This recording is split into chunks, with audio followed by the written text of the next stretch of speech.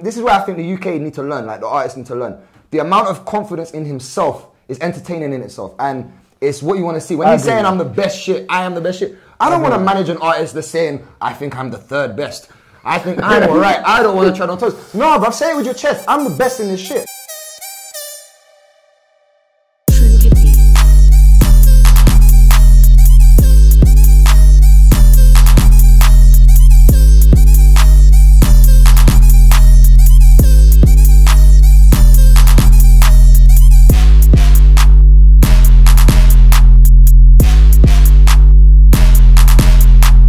Well, there's been a lot of issues, like we said, and you said the hip-hop police have been bothering you. We've been seeing a lot of things with you online. Why are you causing all these problems for yourself, sir? I don't cause no problem, man. You know what I'm saying? I address them. That's me. I'm the hottest artist in the city. You're not the hottest in the city, though. The hottest in the city. Nah, you're not hotter than Cardi B. Nah, Cardi B doing her, you know what I'm saying? Cardi B is different. Shout out Cardi B. Cardi B. I think he's funny, fam. I think he's hilarious. King of New York, though. King of New York funny or what? What we going with? If he's King of New York, feel how you want to feel, innit? No one challenged him, though. Not for people outside of New York, if you clock it. Feel what you want to feel, innit? I think he's very stupid. I think he's very, very stupid because, first of all, I don't know any of his songs. Do you know any of his songs? No, I actually don't know any of his songs. I don't know what influence he thinks he suddenly got that he can be talking and comparing himself to someone like Cardi B. Not to say that maybe his lyricism, if you know, on that level might be better. It's not even that. But it's not even that. It's like the fact that her tune and her, you know what I mean, like it's gone worldwide. Basically, yeah. When you watch the interview, from the offset, the energy was just you can tell Envy, Charlemagne he was cool with. Charlemagne he was ready for. Like everyone else does when they come into that show, innit? True. So the energy was like, basically DJ Envy asked the question, how'd you get the name 6ix9ine? He's like, you know what, let's not start there. Let's start straight, go into it, because I know the questions you want to ask me. Let's go. And then Charlemagne must have asked him like, where do you want to start from? And he looked at Charlemagne up and down like, well, I'm starting wherever you want to start with, innit? So you can tell the energy was already like, okay, I'm ready for whatever. So whatever questions you want to ask me, cool. If you feel like King of New York, you're King of New York. I think he is a gangster right now, because if you look at what he's doing what the fuck he wants. And he's showing no remorse with it. So yeah, I would say he's moving like a G, to be honest. What's a gangster though? For me, it's just someone that does what they want. Like that's that. I remember watching the Wayne interview, the Grammy interview, when Wayne had the interview, and Kate Couric asked him, was like, "So why do you say you're a gangster?" He's like, "Cause I do what I want when I want, like boom, and I don't care." Right? So I just think he's doing that message. I think, obviously, that what they're saying on the Breakfast Club's right in the sense of everyone's gonna think of you as this rather than the music. But he don't give a fuck. He's an entertainer. If you look at him, he was on World Star doing crazy shit before he even put out music. Yeah, no one knows you. That's the bottom line. No one knows you. So you can't act bad and come on a big platform like Breakfast Club and say things like that. No, it's true, yeah. But then he did also say, he was saying he was the hardest out, but even Charlemagne and DJ Envy was like, you're right to feel that way, because as a rapper, you should always feel like you're the best. Yeah. So you shouldn't necessarily be out here saying, because Cardi B's popping right now, I'm going to say she's the best. You got to come with that same confidence of I'm the best regardless. But I hear you in the fact that Cardi B is popping way more outside even music.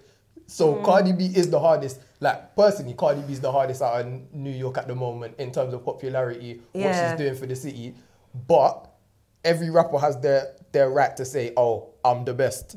So they approached various topics about him being a Crip, then transferring to a Blood, which he addressed. And he said that he never was really rolling with Crips like that. He knew them. Yeah. He was affiliated, but he never really rolled. He never banged as the way he's banging for Bloods, so on and so forth. And then all Charlemagne was basically saying to him was like, listen, you need to kind of slow down and pump your brake, because it seems like you're offending a lot of people. Yeah. A lot of people are getting into your case. They're making videos about you. You're telling guys to, go, all of that stuff.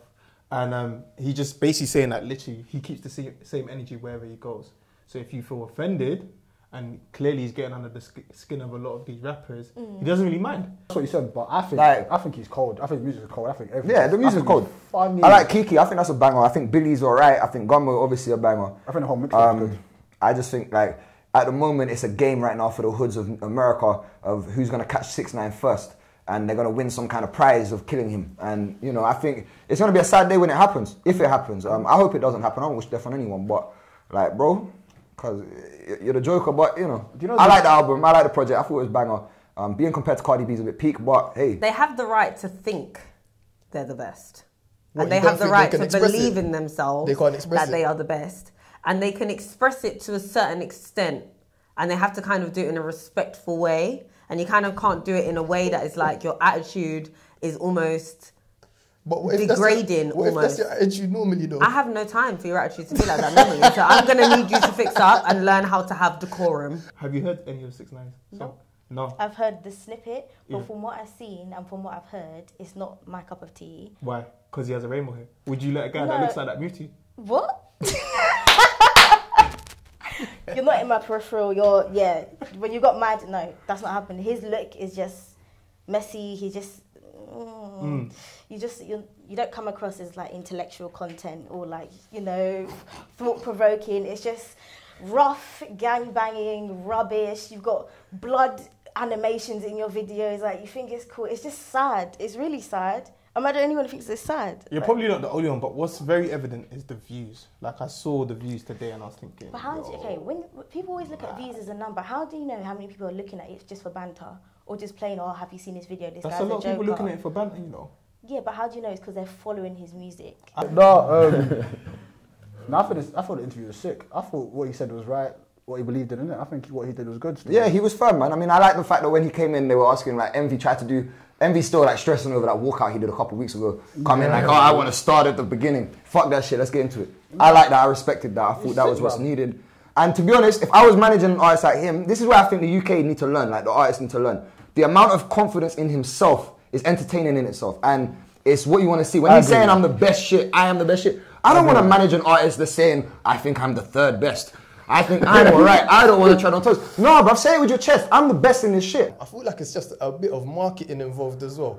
Because making people hate you is going to be easier than making people love you. I have no time for that. Yeah, no, I get you, but it's getting him attention. That's why I hate It's the reason we're even having a conversation about it now. Yeah. Okay, fair play, but I just hate people like that. Yeah, no, I dislike the tactic. Just make your music and be... Yeah, no, make your music and let your music speak for you, yeah?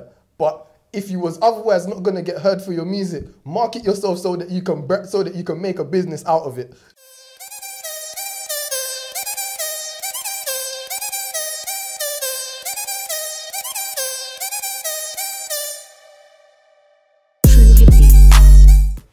Do you know much about it? No, I want you to refresh me. Refresh you? Alright, cool. Well, just off the top of my head anyway, I remember...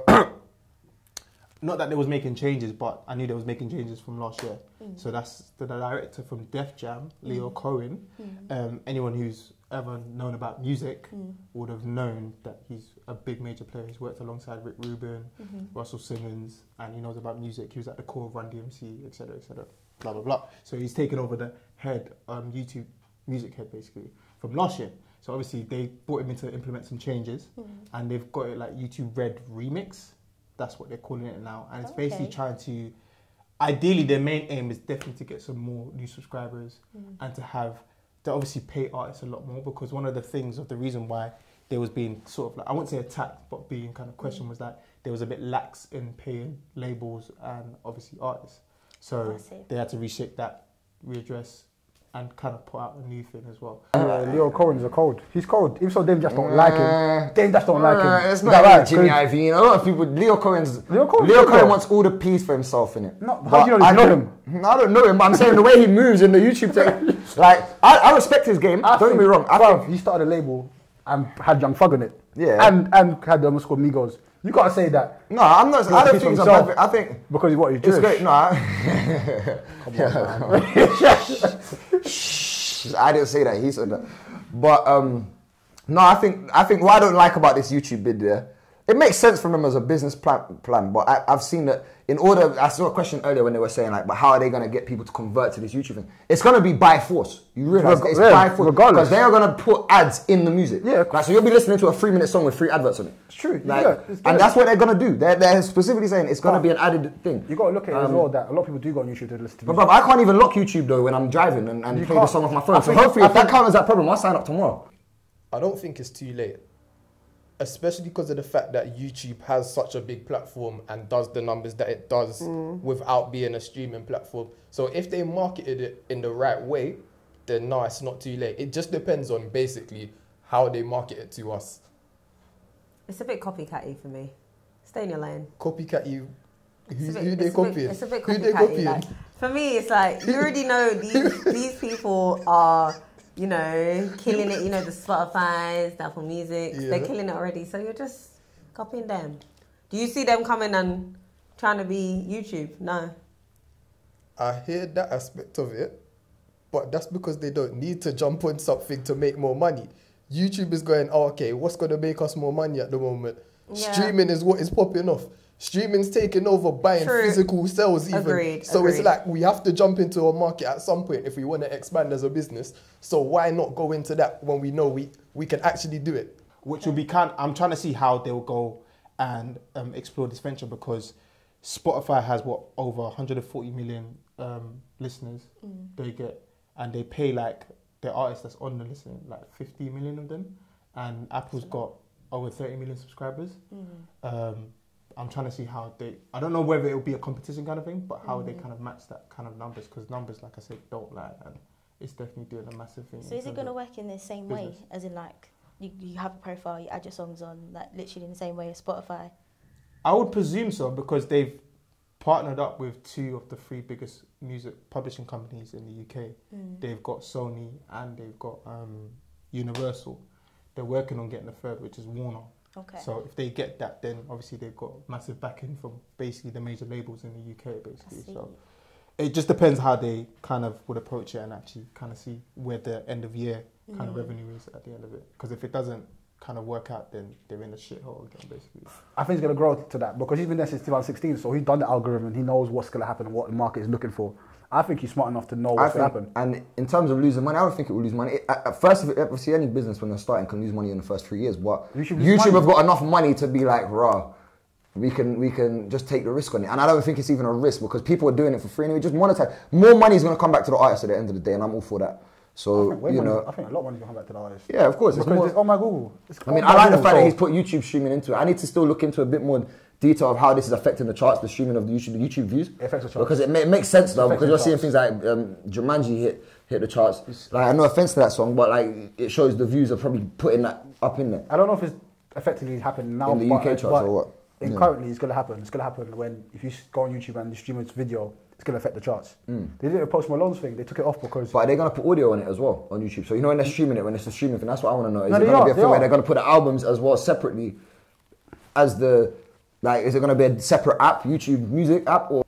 It's so crazy that all these social media platforms, I feel like, are slowly trying to kill each other in one way or another. So the way Instagram introduced their stories and like stuff like highlights and just different stuff to try and, you know, kill Snapchat.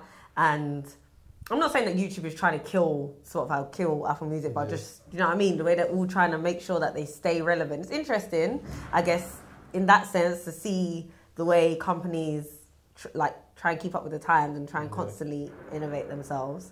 But at the same time, it's kind of like everyone doesn't have to do the same thing, you know? Like, sometimes you can make your own way better. No, I hear you. But YouTube just wants to make the most money it can. So it could go down the route of what you're saying and make its own thing better, in terms of YouTube normally just watching the videos and making money off that. But it only makes sense to progress as a business to try and expand into other areas. You're not just going to focus on your one little area and think, oh, okay, this is it for me. This is the best that I can do. You're always going to think, oh, okay, what next? I feel like with platforms like that, I feel the biggest issue is getting people to migrate or move over from what they like or what they use. I think people that don't have it at all, you can definitely take on new publics. But people that are already loyal to one particular brand to listen to their music from, I think that's where the only time they'll struggle. But they've got credibility as a brand itself, so it'll probably be fine anyway. It'll be interesting to see. If it means that it gets all the adverts gone, I'm down to pay for it. I'm not gonna lie. The adverts can still be there, regardless. No, but they're saying you can pay for certain things to lose the adverts on the TV things, on the TV shows. How much are you gonna pay for that? I ain't paying $9. $9.99 a month, bro. Give a standard $9.99 a month, bro, and just let YouTube have fun in it. Like, support the artists, B. Nah, I'm supporting the artists, but I ain't paying nothing. That's a lot of money, you know. I got Apple and Spotify, so it's a bit Yeah, tight. see, take it. It's a bit Get tight. rid of Spotify. No way. Stay on Apple Music. You know Sam loves Spotify though. Huh? Sam loves Spotify. I know he does, but you gotta have someone for I'll Apple. be on for this later team, though. But I don't know. I feel like some of the people that they partnered up with as well, if I'm mistaken, like the big guys, like the Warner Musics, the Universal Musics and stuff. I feel like everything they want to do it at a higher level. Like everything they want to do it at they want to, they don't want to. It's like they're trying to cut everyone at the bottom out almost. So little stuff like obviously recently when they done that whole, you can't make money off a video unless you have a certain amount of subscribers and stuff like that. I feel like, I don't know, I'm always suspicious when they try and launch something new because the bottom of the pile is kind of getting missed out a little bit. So no, I can hear you. That Lyle guy, Leo. Leo, I'll be watching him. I'll be watching. I'll be stalking because I actually want to know whether he's trying to still think about being inclusive and not just appealing to the top people. I just want to know what he's actually going to do in terms of streaming, whether it's going to be a whole literally music deal or whether he's going to incorporate it heavily into the video side of things. Because if it goes more into the video side of things, I don't necessarily see a way of it working for me personally anyway. Because if you start trying to monetize the whole process of watching YouTube videos, I'm just going to stop watching videos. Prime time. Now, African leaders today signed an agreement to set up a single continental market that is expected to boost trade and speed up integration. 44 out of 55 African Union member states signed the African Continental Free Trade Area at an extraordinary summit of the continental body in Kigali in Rwanda. Yeah. Talk me through. Talk to me. What's good? What's going on? In a nutshell, basically what it is see how we had United Nations.